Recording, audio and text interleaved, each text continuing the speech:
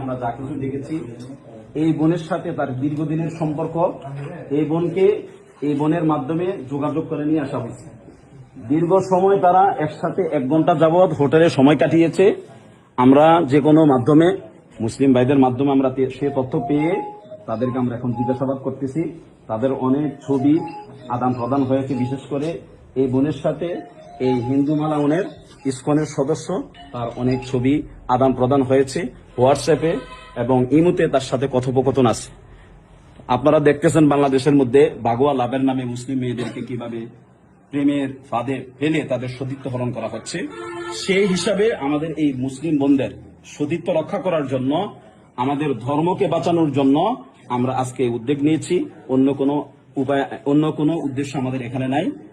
আপনারা সকলে সতর্ক থাকবেন, নিজেদের ঘরে যারা মা বোন আছে তাদের ব্যাপারে আপনারা সজাগ দৃষ্টি রাখবেন।